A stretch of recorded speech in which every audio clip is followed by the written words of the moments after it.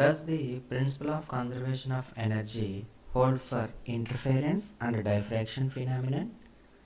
Explain briefly. ఇక్కడ principle of conservation of energy అంటే ఏంటంటే కన్జర్వేషన్ అనే వర్డ్ ఎక్కడ వచ్చినా సరే energy neither be created or destroyed అంటాం జనరల్గా మెకానిక్స్లో. అలాగే ఇది లైట్, ఈ లెసన్ వచ్చి లైట్ అనమాట, వేవ్ ఆప్టిక్స్. ఇక్కడ ఇంటర్ఫరెన్స్ డైఫ్రాక్షన్ అనే ప్యాటర్న్స్ ఫామ్ అవుతాయి లైట్లో. సో ఇదే ఫినామినన్ కన్జర్వేషన్ ఆఫ్ ఎనర్జీ అనేది ఈ లైట్ ఎనర్జీకి, ఈ డైఫ్రాక్షన్ వల్ల ఇంటర్ఫరెన్స్ వల్ల వచ్చిన లైట్ ఎనర్జీకి అప్లికబుల్ అవుతుందా లేదా కొంచెం బ్రీఫ్గా ఎక్స్ప్లెయిన్ చేయమన్నారు. ఇది 4 మార్క్స్ అనమాట వేవ్ ఆప్టిక్స్ అనే క్వశ్చన్ ఇది. Suppose the 2 interference waves from 2 coherent sources have the same amplitude.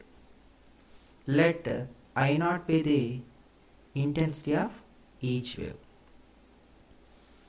If pi is the phase difference between 2 waves on arriving any point on P on screen, then resultant intensity at P is given by, ఇక్కడ I is equal to 4 into I0 cos square అంటే I0 అనమాట, cos square pi by 2 ఇది ఇచ్చారు. ఇక్కడంట 2 coherent sources అంట interfere అవుతున్నాయి ఒకదానికొకటి. So ఎలా అంటే ఇలా, సపోజ్ ఇదొక సోర్సు, ఇదొక సోర్సు, ఒక సోర్స్ నుంచి ఇచ్చాము 2 బీమ్లు అనమాట. ఈ బీమ్ ఇవి ఎక్కడ మీట్ అవుతున్నాయి, 2 rays ఆన్ స్క్రీన్ అనమాట. ఆల్రెడీ దీనికి సంబంధించిన క్వశ్చన్ కూడా ఉంది. ఇక్కడ ఏంటి, first wave displacement y1 is equal to A sine omega T, ఎందుకంటే సైన్ వేవ్స్ కదే వెళ్ళేవి. అలాగే y2 is equal to A sine omega T plus pi. ఏంటి, ఫస్ట్ వేవ్కి సెకండ్ వేవ్కి వేరియేషన్ అనమాట. ఫస్ట్ వేవ్ అంటే ఏ నుంచి పి వరకు ఎంత దూరం ట్రావెల్ చేస్తుంది, సెకండ్ వేవ్ బి నుంచి పి వరకు. సో ఇక్కడ ఏమైంది, ఇక్కడ ఇక్కడ ఇక్కడ ఇక్కడ ఇలా మీట్ అవ్వడం వల్ల ఈ స్క్రీన్ మీద ఏ ప్యాటర్న్ అంటే ఏ డిజైన్ ఫామ్ అవుతుంది అంటే ఇలాంటి డిజైన్ ఫామ్ అవుతుంది అనమాట. ఒకటి బ్లాక్ వైట్ ఇట్లా పనిచేస్తుంది. సో దీన్ని ఏమంటారంటే వైట్ కలర్లో ఉన్నదాన్ని బ్రైట్ ఫ్రింజ్ అంటారు, బ్రైట్ ఫ్రింజ్. ఈ డార్క్ కలర్లో ఉన్నది బ్లాక్గా ఉన్నదాన్ని డార్క్ ఫ్రింజ్ అంటారనమాట. అంటే ఈ క్వశ్చన్ ఏంటంటే ఈ బ్రైట్ ఫ్రింజ్లో డార్క్ ఫ్రింజ్లో ఏవైనా మార్పులు ఉంటాయా అని అడుగుతున్నారు. అంటే వీటికి యావరేజ్ కడితే ఏమవుతుంది, ఒక స్టెప్ ఫార్వర్డ్ అయితే ఏమవుతుంది, ఒక స్టెప్ బ్యాక్వర్డ్ అయితే ఏమవుతుంది అని అడుగుతున్నారు అనమాట ఈ క్వశ్చన్. సపోజ్ ఇది సెంట్రల్ మ్యాక్సిమా అంటే మిడ్ పాయింట్ దగ్గర వచ్చిన బ్రైట్ అనమాట. ఈ బ్రైట్కి ఒక స్టెప్ పెంచారనుకో, పెంచితే ఏమవుతుంది, డార్క్ అవుతుంది. ఒక స్టెప్ని ఇలా డౌన్కి ఇంక్రీజ్ చేశారనుకోండి ఏమవుతుంది, డార్క్ అవుతుంది. ఇంకొక స్టెప్ వెళ్తే బ్రైట్ అవుతుంది. అంతే తప్ప వేరే ఏమీ దీంట్లో రాదనమాట. కాబట్టి ఆ ఎనర్జీ అంతా ఎలా ఉంటుంది అంటే the energy will be constant. Energy అనేది ఎప్పుడు కూడా ఇక్కడ కాన్స్టెంట్గానే ఉంటుంది. కన్జర్వేషన్ అంటే మెకానిక్స్లో ఏదైతే ఫినామినన్ ఉందో లైట్కి కూడా అదే పనిచేస్తుంది. సో ఇప్పుడు ఏమంటున్నారు, the intensity of bright fringe is 4I0. అంటే ఇందాక ఏమన్నాను నేను, y ఈజ్ ఈక్వల్ టు లేదా y1 is equal to A sine omega t అన్నాను. ఈ ఏ అంటే ఏంటి, వేవ్ యొక్క యాంప్లిట్యూడ్ అనమాట. ఈ యాంప్లిట్యూడ్ ఒకవేళ ఇది స్క్వేర్ వచ్చింది అనుకోండి, ఏ స్క్వేర్ అని వేసాం అనుకోండి, ఏ స్క్వేర్ అని వేస్తే ఏ స్క్వేర్ అంటే ఏంటి, amplitude square, which is nothing but the intensity of the individual wave. అంటే the intensity of bright fringe is 4I0 while the intensity of dark fringe, dark fringe వచ్చి ఏమవుతుంది ఈజ్ 0.